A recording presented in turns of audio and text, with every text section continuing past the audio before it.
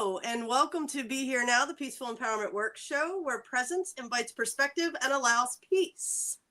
We are here on the newstreamingnetwork.com TV podcast and WGSN-DB Going Solo Radio.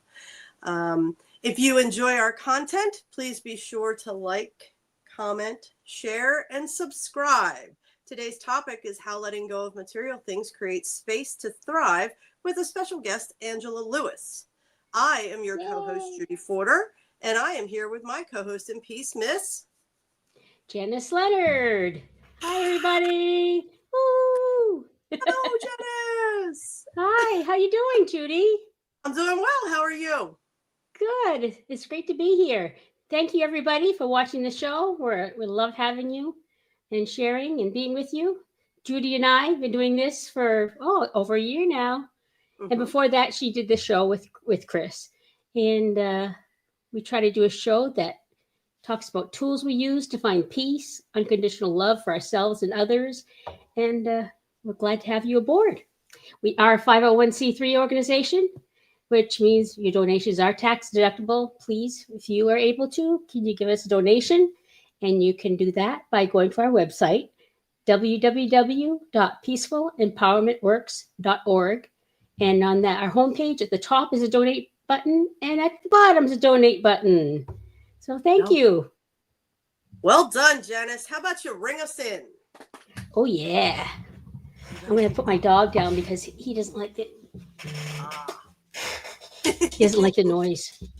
The noise. Not the noise, the beauty. Take a deep breath in through your nose, out through your mouth.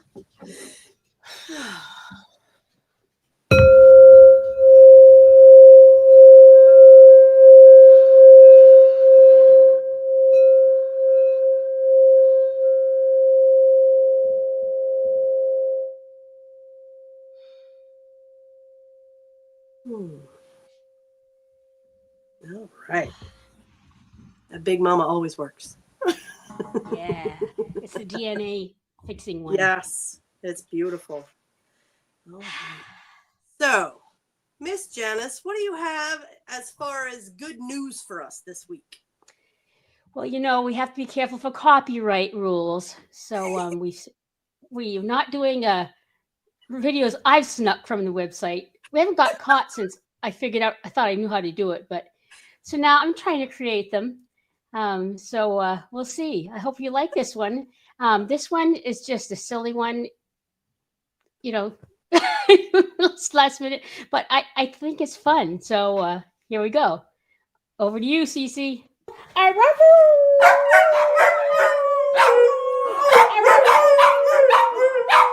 I love you. I love you. Oh, such a good boy. I love you.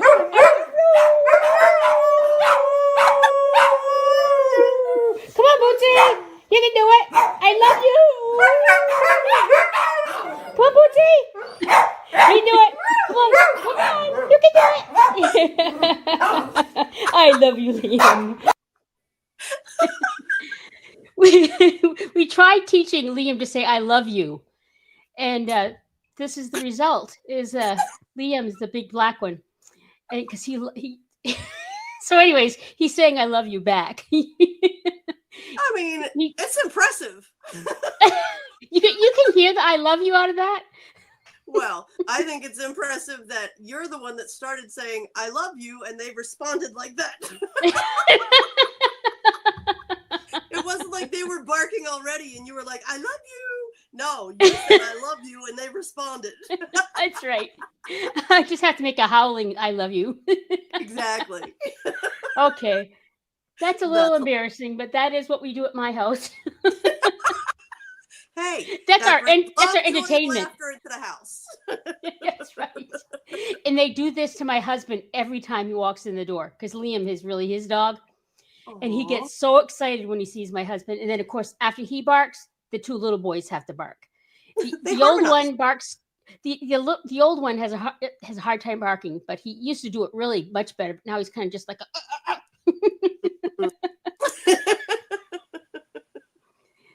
Anyways, it really brings me joy. I hope that you enjoyed it a little bit too, because it's great. Good times. All right. With all that love in your house, what is your weekly affirmation for us this week? My affirmation is, hey, Brrr. keep on going. Keep on going. Keep on going. Keep on going. Yeah. Oh, one more. Okay. Now, this week, I started pulling from one of our past guests, Sharon Muzio. Am I saying that right? Mm-hmm. I ordered her cards. Mm-hmm. I've got her name right? Yeah, but this isn't Sharon's. Oh, see, I did 2 sets of information today. 2 sets. Next week's will be from our. Okay. So I am committed to being better, happier, and stronger. Mm. Go up to a mirror and try saying that. I dare you. I am committed to being better, happier, and stronger. Yes. Janice, I have to share. We finished up a show and I looked at Janice and I was like, holy Moses, I really blew the beginning, the intro to that show. And she laughed and she was like, I don't even worry about it anymore, as long as it's not me messing up.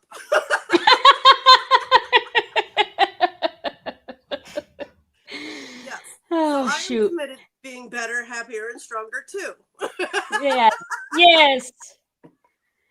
And I can't wait for next week because I ordered Sharon Moon's affirmation cards. She was our guest a few weeks back, and she's got it's like 52 of them. So there's one new one a week. So I'm going to be using her cards, and we'll be using it on my personal account too, and trying to sell our show with. But anyway, so yes. Excellent. You're so funny. All right. What is our pearl of wisdom this week? Our pearl of wisdom. Clutter is not just physical stuff. It's old ideas, toxic relationships, and bad habits. Clutter is anything that does not support your better self. The timing of this couldn't be more spot on. It's spring. People are spring cleaning. We're moving into summer.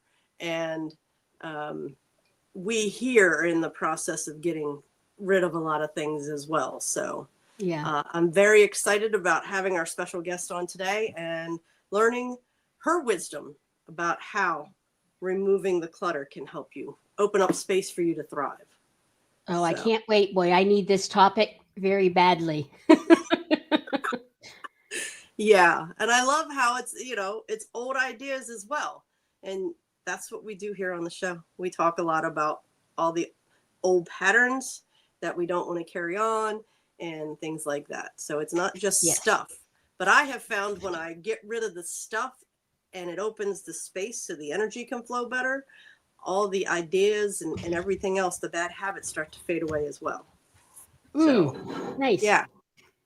So we shall see what Miss Angela Lewis has to tell. Okay. And Yay! Yes! Yay! High fives all around. Welcome to Be Here Now. And thank you for saying yes to Be Here Now. Thank you all so much for inviting me. I have been watching and listening, and I'm so excited about this fun conversation. Yeah, we do Me a lot too. of laughing. Okay, so if we want to go to our first Pathways to Peace, CC, that'd be great. And then perfect. Now, Angela, I'm going to do your official bio, and then we'll chat a little bit more. So Angela's career spans international competition, NCAA coaching, business leadership, and global mentorship. She is the author of multiple books, including The Game-Changing Assist, 6 Simple Ways to Choose Success, where she introduces the 6V model, a powerful framework that helps athletes and professionals alike stay grounded and resilient. Angela has coached and trained thousands of athletes and leaders across 4 continents and is the founder of initiatives that blend communication training, with purpose-driven leadership. Through keynotes, workshops, digital programs, she helps individuals turn their life experience into platforms for impact. Whether in the boardroom or a locker room, Angela's mission is clear: to help others keep bouncing forward with clarity, strength, and purpose. Wow. I'm impressed. That is right up our alley. And I see what you did there with the bouncing forward. Well done. Thanks. I'm here for all the basketball and sports analogies. I love it. So before we roll into our topic for today, since this is the first time Janice and I are meeting you, we are curious people. So we'd like to know things like, where were you born and raised? I was born and raised in St. Louis, Missouri, and I currently live in Dallas. Okay. All right. We got some Philly fans up here, so, we won't say too much about Dallas. It's okay. I understand. So what is one of your fondest childhood memories? One of my fondest childhood memories is a reoccurring memory of just playing basketball in the backyard with my brothers. We were lucky enough to have an uncle who put up a basketball hoop for us. And we were the home in the neighborhood where all of the kids came to play. And so I was the only girl out there, dusty with all of the smelly boys playing basketball in the summers and spring and fall. So that's one of my fondest memories, just life in the backyard. That's awesome. Yeah. And I would suspect growing up with brothers, it's not like they took it easy on you on the court. So that was some of your best training.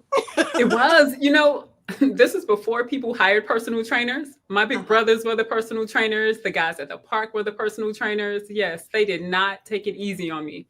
And I'm grateful for it because I am not naturally competitive, which we'll get into. Okay. Yeah, that sparked a Yeah. Okay. So what were some challenges you experienced growing up? One of the challenges is dealing with self. And I think a lot of young people have this. Y'all can't tell, but I'm 6'1".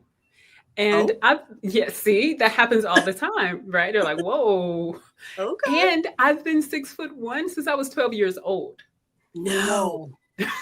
Wow. Yeah, Yes. Okay. So I can see we're challenged. Your poor 12-year-old self. Right? Exactly. Yes. I have pictures literally head and shoulders above all of my classmates, most of my teachers.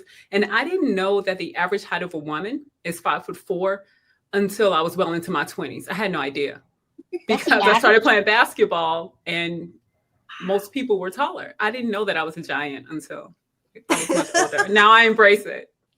Yes. Beautiful. My mom just like I embrace my 5 foot tall self. I'm a foot taller than you. See? Yep. Yeah, but you have all of the vibrance. All of it. I'm 5'4", but I have my younger sister, oddly, is the tallest of the sisters. And my mom was almost 6 foot tall. So she always talked to her about standing up, shoulders back, be proud of your height, be proud of who you are. Allow yourself to take up space. Yes, because so often you just want to not stand out. Exactly. At 42 it's different, but when you're a kid, you just really want to fit in with everyone around you, which is literally impossible. Yes. At 6'1". And can you imagine what middle school must have been like for you? Woo! Middle school is tough. And I got a nickname in middle school. That's usually when they come. So my friends from middle school started calling me Lady Shack. And they still call me Lady Shack to this day. And I'm like, look, come on, guys. I'm 42. We can let this one go. There's some other names we can go by. Okay.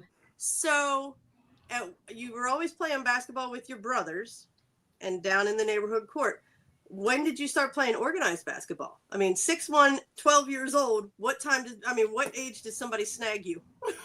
At 12 years old, basketball found me. I want to be clear about this. I think we live in a time when we see sports everywhere and a lot of young people have these aspirations, but that was never my goal. I never wanted to play college ball or play overseas. Basketball wasn't even on my radar. Oh, My wow. brothers and I watched basketball, and we played in the backyard, but no, this was not a concrete paved court with lines. No, it was dirt and grass and dogs running around. This not, we grew up in the hood in St. Louis. This is not a luxury court by any means.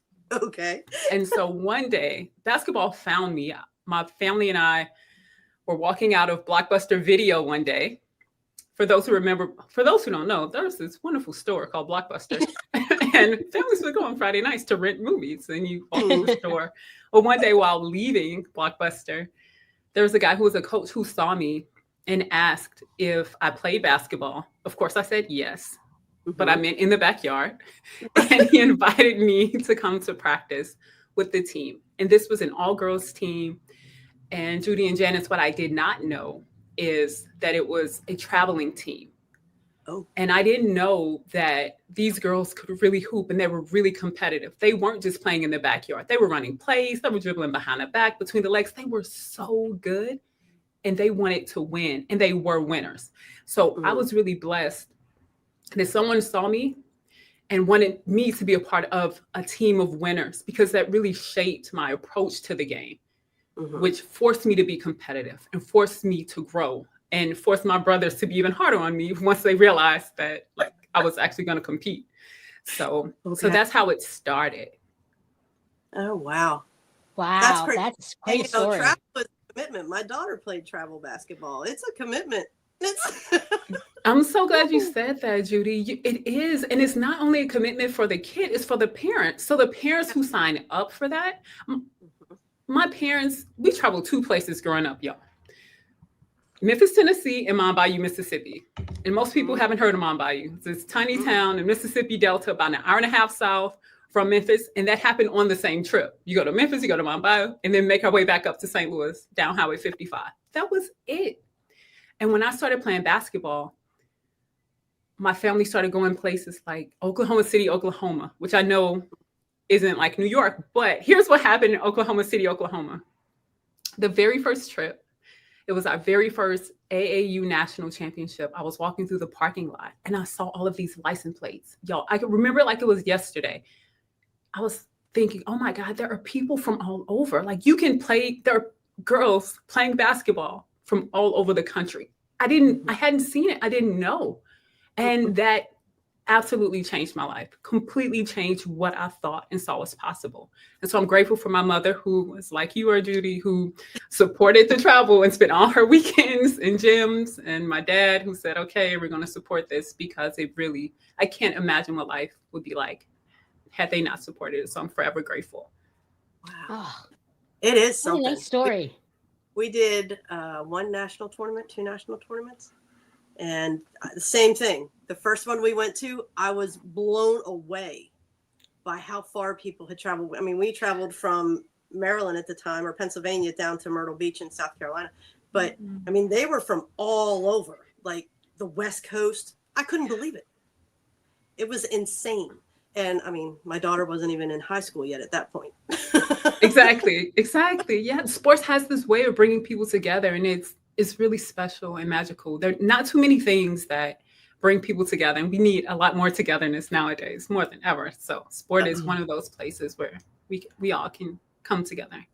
Absolutely. I absolutely agree. So, I mean, at 12, this coach finds you. Is that when you learned to embrace your height?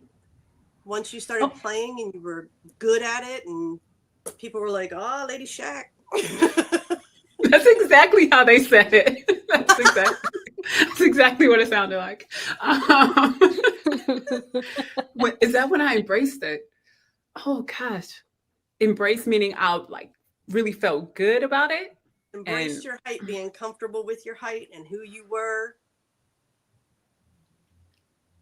That's a good question. When did I say, okay? I think you go in waves. I think life goes in these, because sometimes things are going well, so you feel good about the thing that where you stand out, and then other times you're like, oh, this thing that where I stand out isn't necessarily what I want a light shined on. Okay. I would say I embraced it for sure in college, for sure, because you're competing at a high level and everyone's taller. You want to be even taller, you know. because that gives you shorty. exactly. But when did I embrace it? Let me think about that. I might have to circle back to that because I don't think I've never thought about the moment where I said, okay, I feel good at this height. Okay. Because I mean, at 42, sometimes I still feel like, God, I got to walk in here and stand out. You know what I mean? It's All still, I'm still talking about it is what I'm saying. I'm still talking about it. It's still a work in progress. It is. Outstanding. So I think the last question on this end I have for you is, you've already said that basketball, that competing, that level of competition has changed your life. You're not playing anymore.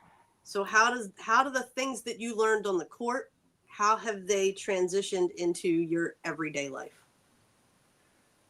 There's so much that I learned that impacts my life. I will say probably the most impactful lesson from playing and starting while being really bad. Like I wasn't good at 12. I was tall, but not good. Those are not the same things.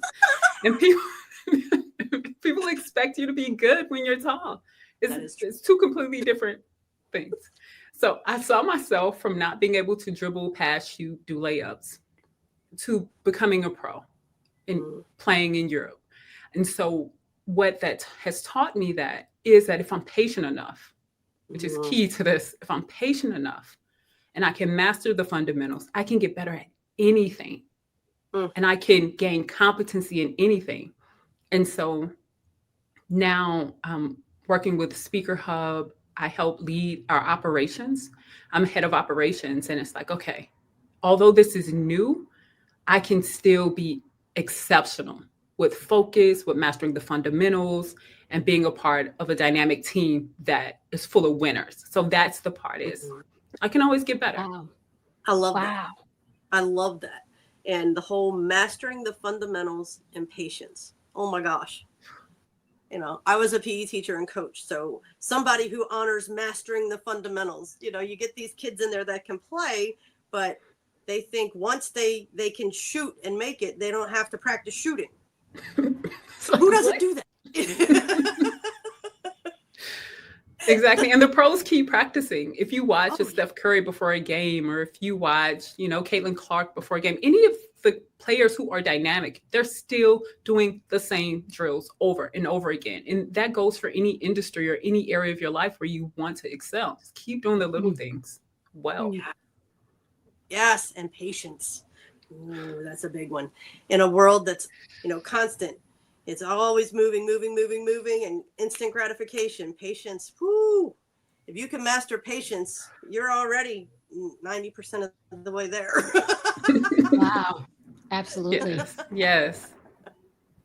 It's a work, and that's the work in progress. Yes, always. I think this is a great place for us to take a commercial break, and then we'll be right back with more from Angela Lewis.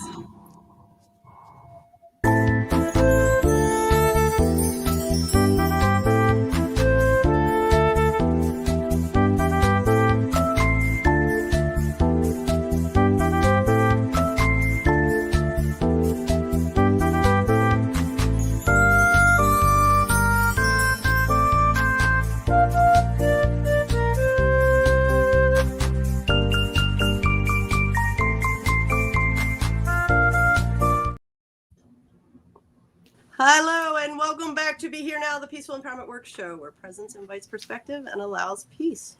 We are here talking about how letting go of material things creates space to thrive with our special guest, Angela Lewis. Yay. So, Angela, brought us this topic. What is it you would like to share? I feel like you've had some experience in letting go of material things. I've let go of a few things. I've definitely let go of a few things. The pandemic changed everything for everyone, you know, and everyone started to think about, oh, well, how do I want to live my life? What's important to me? And I mentioned that, you know, I played basketball at a high level. So after playing, I was coaching and training and just really pushing and helping players grow. Well, the pandemic, all the gyms closed. So everything slowed down. And I started thinking about, well, maybe I want to live internationally again. And what would it be like to live in a place that I could look at the mountains every day? I could see palm trees. It was warm. I could walk out to the cafe on the corner and have coffee. And then I could dance all night with my friends because I love to dance. We'll get to that in a second, though. So I was a dancer before I was a basketball player, but no one came and found me as a dancer, dancing in the gym, doing all the little hip hop dances from the early 90s. So the pandemic happened. I'm just reflecting on all of this. The gyms are closed. And I get a DM, y'all. And this DM is from someone who's a basketball coach in Manizales, Colombia. And he tells me, I've known him from the St. Louis area from coaching. And he says, I'm down here coaching. His wife was playing on the team. He says, we're looking for people who can support our team and help train players. So, well, I have some experience in that. And fast forward a few months later, I go into a basketball clinic in Manizales, Colombia. I didn't speak Spanish at all at the time, but basketball, it doesn't matter because basketball connects you to the world. Everyone knows what a high five is and jump shots. And so I went down there. I did this basketball clinic for 4 days in Manizales, Colombia. I have friends who were living in Medellin, Colombia, and they were the most joyous and peaceful people in the middle of the pandemic. They were having a blast in Colombia. I said, you know what? I can do this. This is exactly what I had envisioned with the mountains and the palm trees and the mango juice. It was exactly what I saw, but I didn't know how I was going to get there. Just blown away. So I knew once I was there that I would move back. And so before I left Medellin, Colombia in 2020, I booked my flight back for March 1st of 2021. And I came back to St. Louis. And that's when I got rid of everything. I started just letting go. I digitized all my, all those photos that we have in crates that we never look at. Yep. I sat for hours and hours on multiple days, opened every box, took pictures of the pictures, got rid of all the pictures. And I know some people think it's crazy, but like, you can't get rid of the pictures. Yeah, you can. But you actually can get rid of all those pictures. Wow. And what I had in my possession is the pictures with me all the time now. Mm-hmm. So I had a situation where a friend's father passed away and they were putting together a montage of pictures. Well, I was able to look through my phone instead of this massive crate. I was able to look through my phone and send them the pictures to put in the montage and in the remembrance video. Mm-hmm. And so we hold on to things thinking that they have to be in the form that they're in, but given the way that we live now, it can be in a different form. That's just one example of one of the many things that I let go of. I let go of my car. I sold the car. There are more cars. There'll be more cars. Yes, I sold the car when I went to Colombia, got rid of a rental property. So the rental, and there were just all these things I released that made that experience in Colombia one of the best and most transformative of my life, without question. Oh, wow. I love what you said about, having to keep the pictures in that same form. That is so true. It's funny because I got bins and bins full of my kids' artwork and all that stuff from kindergarten. And that's something I've been thinking about. I can take a picture of it. I don't have to have the actual thing because when I die, she'll just throw it all away anyway. Yeah. I mean, it's a high probability. Yeah. And y'all, you won't believe this, but this is true. I got rid of trophies and medals. Did you? I did. I don't have one. I don't have any trophies or medals. And part of it was the older I get, the heavier they get. And then, and also that box, I never looked at it. So I took a picture of them. And at this age, I absolutely know how to recreate any of it. So if I wanted to recreate the MVP from 1999, like I can make that. I know exactly how to get that made. I can go on Amazon. I'll have one tomorrow. If I really, Yeah. So all this stuff, maybe it makes sense to hold on to years ago, but we don't necessarily have to anymore. We don't have to keep it in the form that it's in. No, that's so boom, like mind blowing. Yeah. Perfect. Wow. And talk about patience. Can you imagine going through all your pictures and your photos that are in those crates and taking pictures of them? Mm-hmm. Wow. It was a lot of time. I had time. It was the pandemic. There was time. You had nothing but time. Nothing but time. I have to say this, though, about letting go. I didn't think of this on my own, so I cannot take credit. I am not that wise.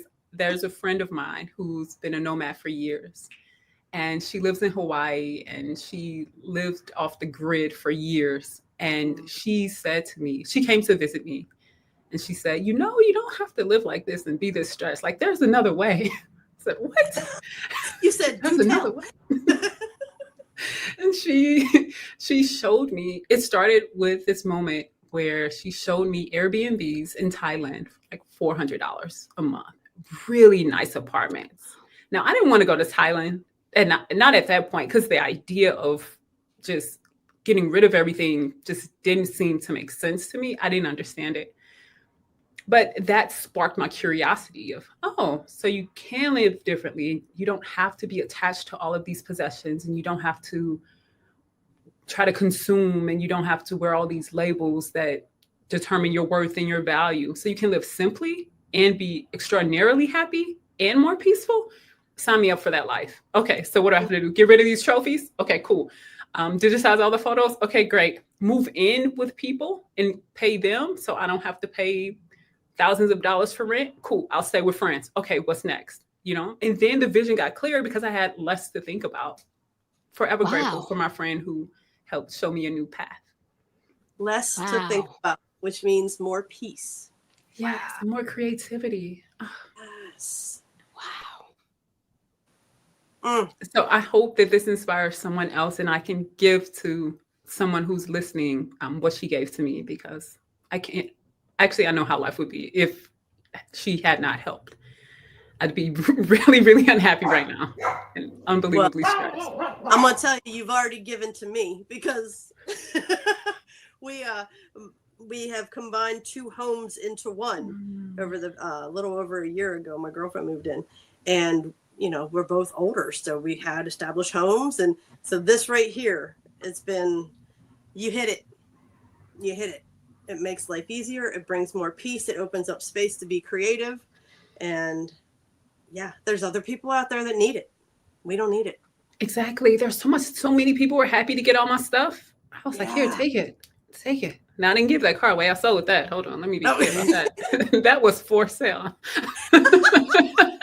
But the cups and plates and couch, gave that away. Okay. So do you have a car now? I do. I can't. I moved back to the States. I'm in Dallas now, which I'm happy about. I wouldn't trade where I am for anything. This is exactly where I need to be in this moment. I do have a car, but it's not the one I had before. It's a much cheaper and more economical car than the one I had before. Excellent. And you do have a few things. I see your basketball and some books. Yes. I didn't get rid of this one now. I got rid of trophies, but this is my 1,000th point in college. When I scored my 1,000th point, I kept that. I couldn't get rid of that. No, that picture wouldn't do that justice. No, not at all. You have to feel that one. Absolutely. But yes, books. So I've gathered some things, but I'm not attached to it besides the ball. Okay. That's the only thing I'm taking with me wherever I go. Everything else. Nothing wrong with that. Nope. That is hard earned right there. Wow. So talk to us about how you're teaching this technique to others. You're paying it forward. Your friend taught it to you, and now you're using it in business. It sounds like it's something that you're using throughout your life, both personal and business. One of the ways that I use this is thinking about how do we do it simpler? Like, how do we make it less complicated? As I mentioned, I work as head of operations with Speaker Hub, and my job is to find the bottlenecks and then say, okay, how do we make this a much easier process?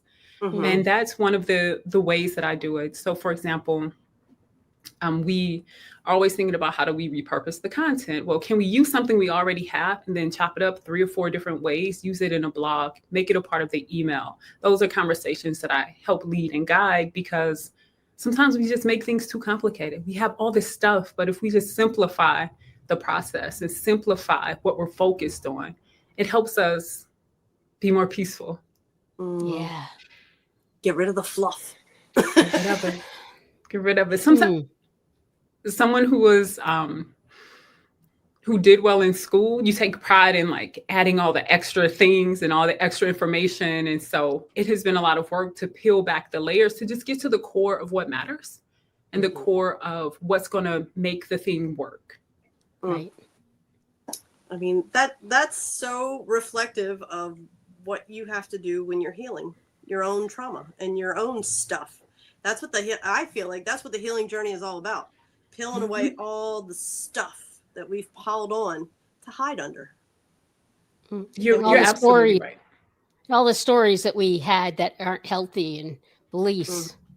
Yes. Get rid of them. Thank you for mentioning that, because let's go back to the friend who helped me get rid of things. Okay. Before we started getting rid of things, there was healing that had to take place. Now, she has a PhD in social psychology. So she came to do therapy without knowing she was coming to do therapy, because it was a super hard time. And she said to me, she asked, what is your ideal day? I was telling her about like all the woes that I had at that time. Mm-hmm. And 5 years later, I'm like, those weren't even woes. But at that time, they felt like woes. And so I was telling her about all the woes in life. And she goes, well, she asked, what's your ideal day? Write down your ideal day, top to bottom. Wrote down my ideal day, y'all. And she said, okay, read it out loud. And I read it and I started bawling, like snot bubble crying, ugly crying, because it was so far from what I really wanted. It was not. I just gotten caught up in the hustle and bustle.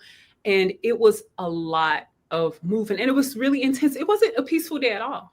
I was flying here, flying there, and doing this and doing that. I remember that first ideal day. So she helped me wipe my tears and then do it again. And when I wrote my ideal day again, I eased into my morning. I could see the mountains. I was going for a walk in nature. It was very slow. I hopped on video calls, planning projects that I was working on. I had dinner with friends, and then we went dancing.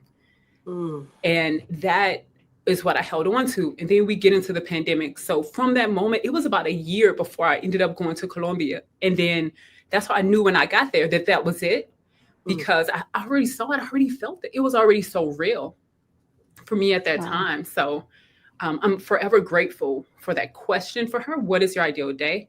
For the push for me to let go of everything, knowing that letting go would help me get closer to it. And then the unexpected inbox about the basketball clinic in Manizales, Colombia, which ultimately led me down there. Wow. Yeah, we talk about a lot. You make that declaration when you tell the universe what you want, and then take those action steps as they show up. But it's like you said, patience is key, because the universe was conspiring for a year while you're doing your thing and the universe is working. That's you have no idea. You have no idea how it's going to happen. No idea. No. And if you're trying to figure it out, you're getting in the way. Stop trying to figure. Get out of your head. Listen for the next. Yes. And you can only get out of your head if you are in a place of peace. Amen. Well, I think it was the last interview, one of the recent ones that I heard. It was the internal guidance system, IGS.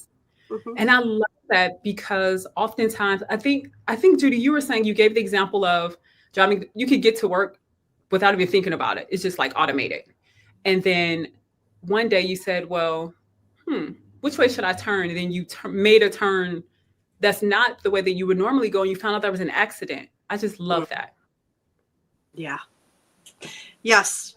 It's amazing how so much of our life, we think so many things need to be cleaned out externally, when it all starts internally. It all starts internally. Oh, you're such an inspiration. I can't believe the show's almost over. I just got an email from Cece. Get ready to close. Get ready to close in a few minutes. Whoa! I could listen to you all day. You'd have a vision of something, and then you create this vision, and then you do it. Oh. Yeah. Thank you. This is amazing. Feel like we need to have Angela back again. We can just pick another topic. Okay. I mean, because we haven't even touched on, I was going to, you grew up playing basketball then. Once you started AAU, there was all this external pressure. So yeah, I mean, we got a whole nother show in there. Good deal. Let's do it. I would love that. Absolutely love that. You. Fantastic. Well, thank you so much for choosing to be here now with us. We want to thank our viewers for tuning in. And please always remember, you are not alone.